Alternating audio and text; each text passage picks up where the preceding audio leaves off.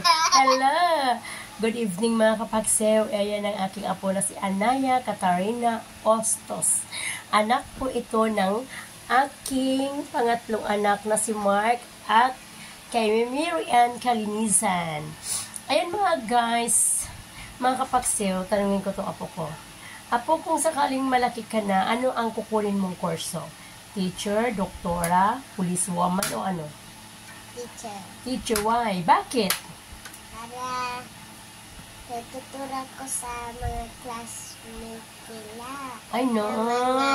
Basahin. Yes, magtuturo na siya sa mga classmate niya. Sino ka-classmate mo? Iba tanda ka ng ano sa mga panahonan. Ay ikaw ay magtuturo sa mga kabataan upang sila ay matutong magbasa, di ba? Kasi ang importante sa lahat, apo, ang pagbabasa at pagbibilang ng numero. Kasi po, yun lang ang dalawang kailangan at matuto kang mag-English. Yun lang naman.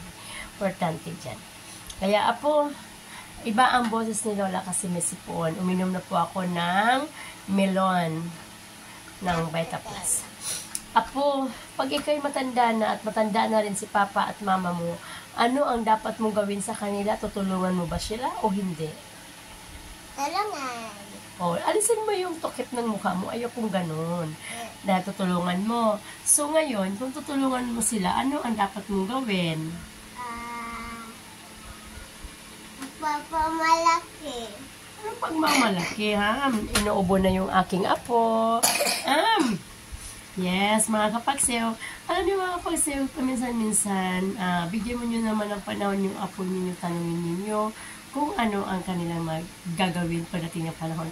So, siyempre naman apo, pag dumating kayo ng matanda na ang mama at papa mo at ikaw na rin ay matanda, siyempre tutulungan mo ang mama at papa mo, di ba? Hindi ka lang kasi bata dun eh. Okay, kanta na lang tayo. Anong kakantahin natin? Kanta tayo? Wala naman tayong alam na kanta eh. Ano bang kantang gagawin natin? Sayaw na lang tayo? Sige. Nagmana ka kay Lola mo.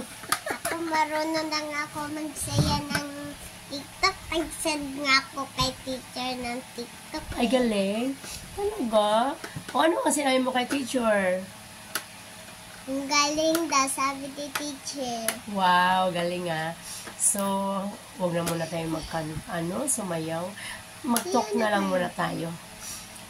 Apo, kung sakaling si Lola ay matandang-matanda na, tutulungan mo ba si Lola? Yes po. Ano ang dapat? Naghahakot po ko. Mag-hakot siya ng ulam. Yan. Siyempre, hindi pa naman natin alam kasi yung isip ng bata sa ngayon. Natural, magbabago rin yung paglaki. Yes, sabi niya, tutulungan daw ang lola niya kapag ang lola niya ay matanda na. Okay yan, thank you very much sa iyo, apo. Yes, mga kapagsew, grabe, no? Apo, tulad kay Lulo, yan, Lulo mo, natutulog, yan, mayaya yan. Mayroon siyang stroke. Ano ang dapat mong gawin? Huwag mo siyang pagalitan. Minsan matigas ulo lolo, di ba? Oo, huwag mo siyang pagalitan, lolo. Kasi lolo yan eh. Yes, mga kapagsew, ganun lang po talaga ang pag-ano ng bata. Lalo na sa mga apo, kapag parang malapit sa'yo, kausapin mo rin sila. Dahil, kapag hindi mo sila kinakausap, parang hindi mo rin sila nilalambing. Ang paglalambing mo sa mga apo mo, yung nakikipag-usap ka sa kanila. Tipa po, kiss mo na lola. Kiss mo na lola, very good. Alam niyo, sus, pares naman tayo may sipuan. Ano ba yan? Yes, mga kapagseyo, naghintay kami sa kanilang mother. Nandun daw, nagbingo.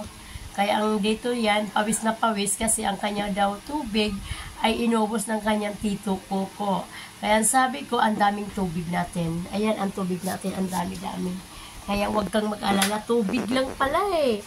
Bakit nagka-iyak-iyak yan siya bumating sa akin kanina? Woo! Ang aking tubig inubos ni tito Coco. Kaya sabi ko, huwag kang umiyak at napakaraming tubig. Kaya bigyan natin siya ng tubig. Parang hindi naiiyak yung apo. Yes, mga kapagsiw. Ayan na kami, dalawa ng aking apo na si Anaya Katarina Ustus ay magpapaalam na sa inyo. Maraming salamat po. Sabihin mo, anak ko. Hi, mga kapagsiw. Sige, maraming salamat po. Maraming salamat po. Yes, isang vlogger na rin to Gaya-gaya kay lola niya. Yay! Good evening mga kapagsiw. Thank you very much for watching. Don't forget, Bebet Gabasa. Grabe mga kapagsiw.